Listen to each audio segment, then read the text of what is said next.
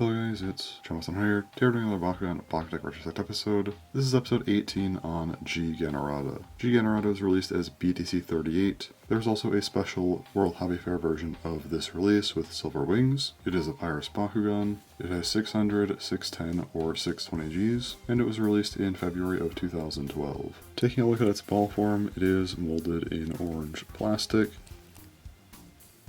It has its convert pieces, some red plastic, but a gold as well. Opening it up, opens up like this and does have a couple manual parts, these being the horns here, and then these pieces here do fold out a little bit.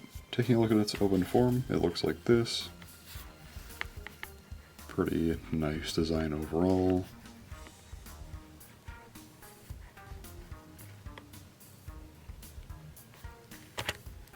So there's that. Getting into its actual physical design elements, as I noted, it does have two convert pieces, specifically two cross pieces up here on the wings, and it also has its gravity ring. The gravity ring is the red plastic down here. This does move around in ball form, it's up here, and then it drops down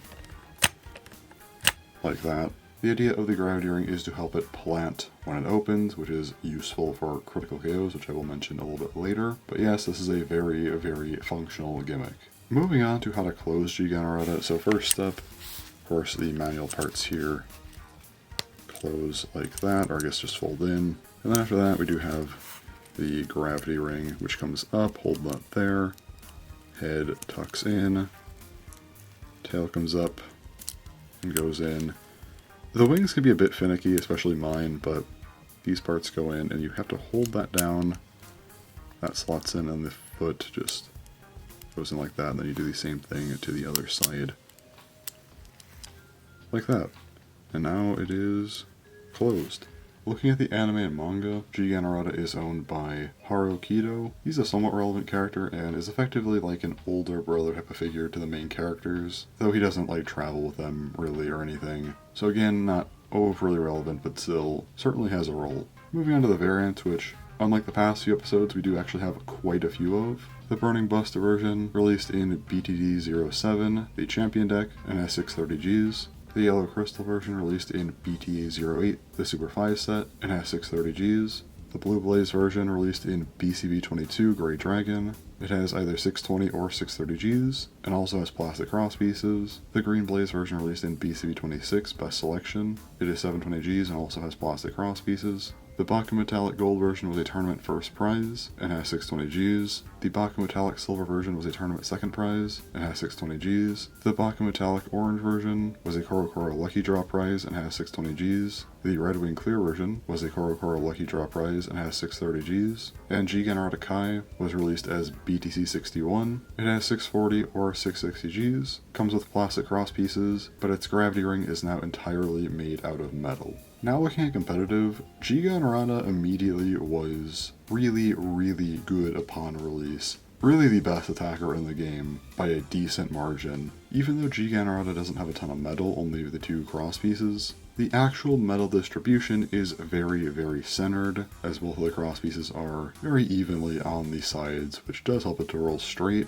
but more importantly, the gravity ring does help a lot. The idea of the gravity ring is that it drops to help it with critical KOs, as I mentioned. One of the hardest things about getting critical KOs in BakuTech is having your Bakugan actually stand. It's not necessarily that difficult to knock another Bakugan off of a card and even open your own Bakugan, but having it not, fly off the card as well is its own challenge. So having a gimmick that actually helps you to stop on the card is very, very useful, and can very often make the difference between a critical KO and a KO.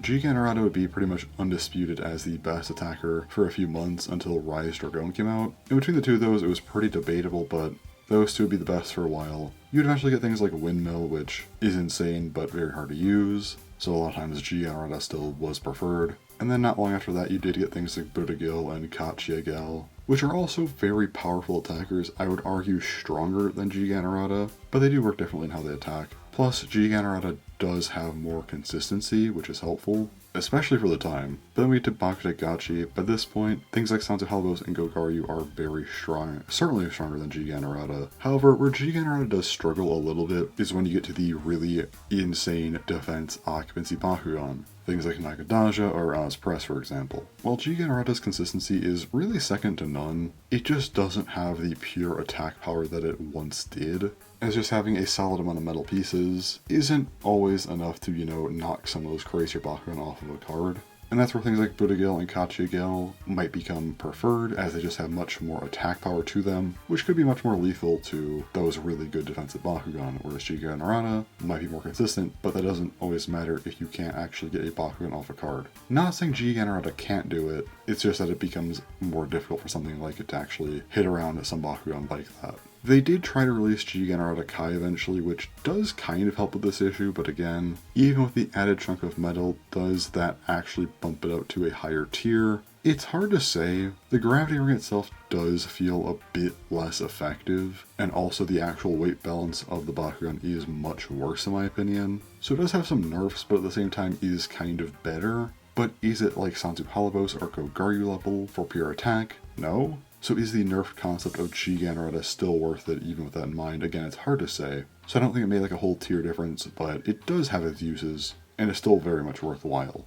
Now with all that said, by my metrics, this ranks around high A tier. But anyway, I think that's all for G-Ganorada. It's a pretty interesting Bakugan and one I was actually looking forward to talking about, but that's basically everything I have to say about it. But anyway, next episode will be on Well Gallo. So until then, thanks for watching, and bye-bye.